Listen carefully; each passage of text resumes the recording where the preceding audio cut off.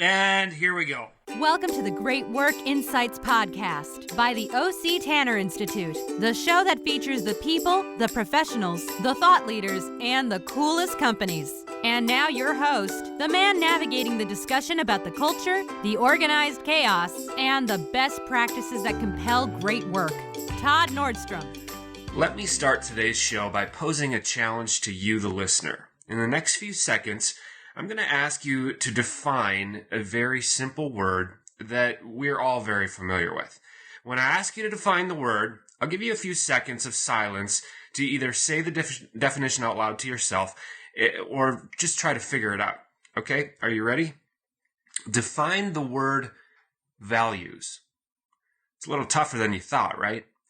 If I could have you have recorded all your voices or even those little voices in your head, I bet I would have heard a lot of things like values are those things that they guide. I mean, it would have sounded something like that, right?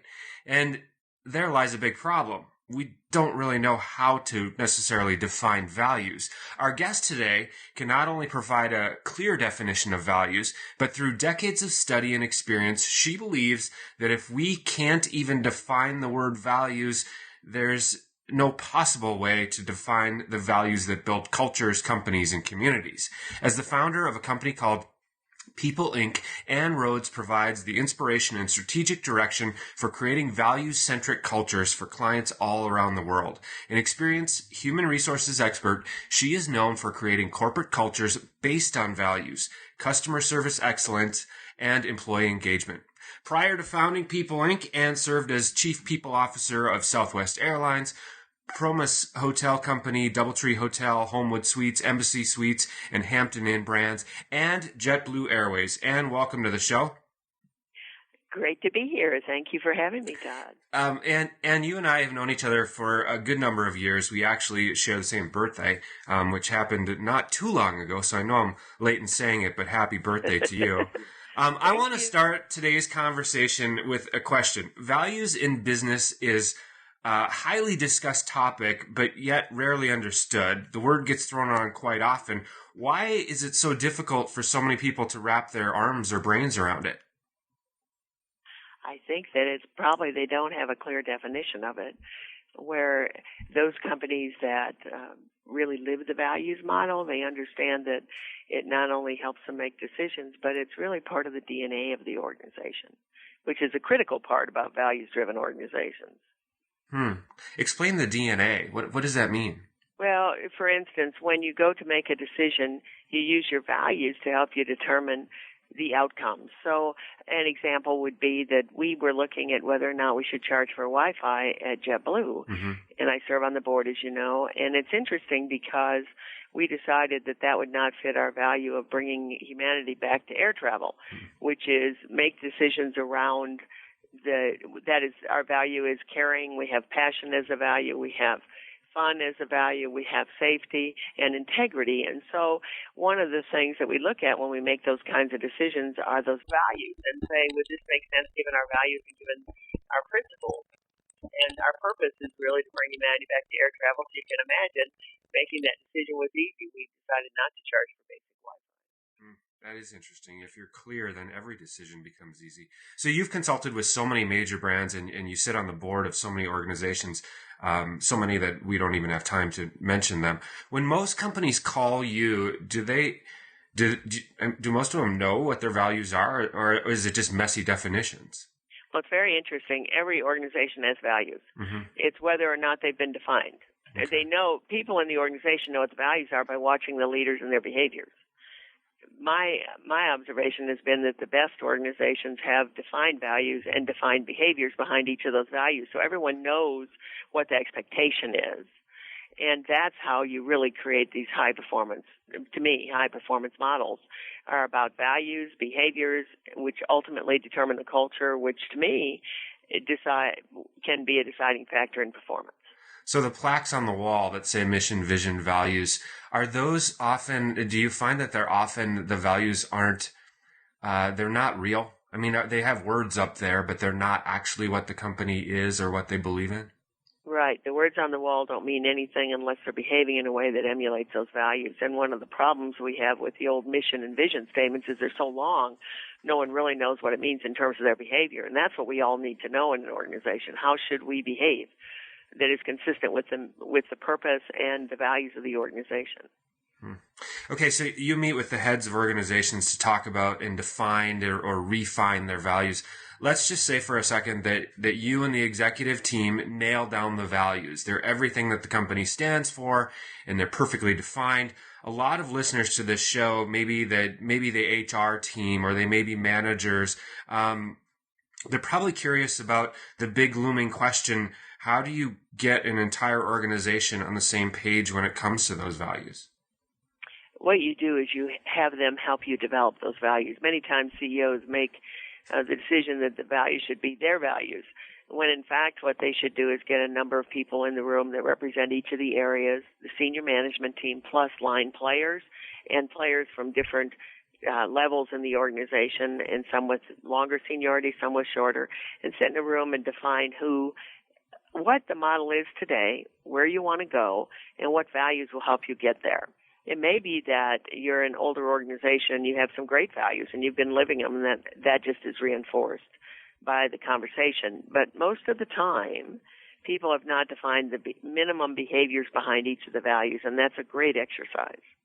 So even if you have values, defining the behaviors is the critical part, so you get consistency of delivery of service and delivery on the brand. It's really a branding exercise to me. Yeah, like internal, because at some point everyone should go through that discussion, right?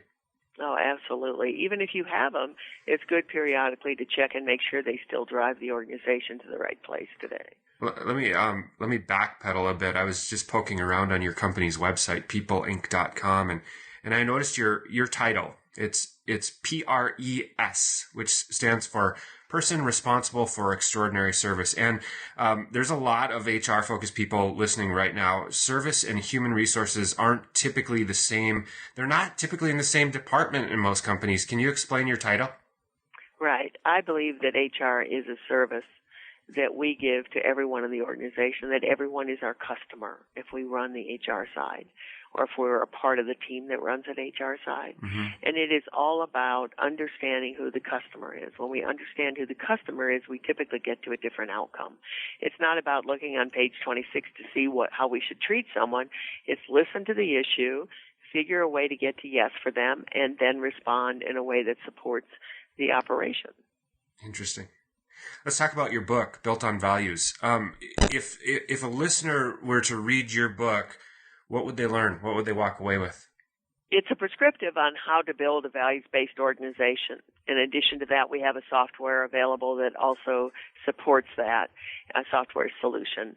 But chapter by chapter, it walks you through how you define your values, who should be in the room, what they should look like, how they should, in terms of the behaviors, how they should reflect the values, how you create this model or reinforce the model you already have. It's a good exercise. The second chapter is probably one of the most critical, and that is all about how do we then hire people that mirror our values. It can be any of the above, but I don't believe it's an HR exercise. I believe that it's an exercise that the entire organization needs to go through, and it needs to be led by, in terms of support, by the senior players, or it won't ever happen. You know, you could decide in your department that integrity is an issue, and yet you have someone who's leading the organization that doesn't believe in integrity and just tells you whatever they think is appropriate, whatever they want to tell you. So I really believe it should be a commitment by the whole organization. However, it has been successful in departments where they had great leaders and they just felt they wanted to be different, and they wanted to show the organization how to lead lead a department within the organization. And you're one of the busiest people I know. What are you up to now? Well, we're up to a lot. We are spending a lot of time with new customers and working with the Vistage groups around the country, which are the CEO and operators of organizations from small to large. Mm-hmm. We're working with them on developing the model for, of course, that I've discussed around values.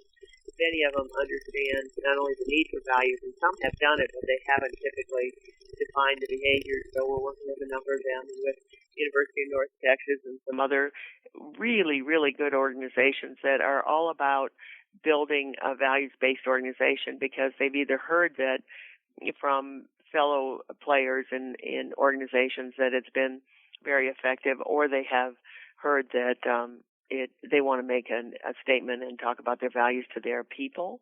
They either have a new leader who is all about values being driven, like Juniper Networks did a few years ago.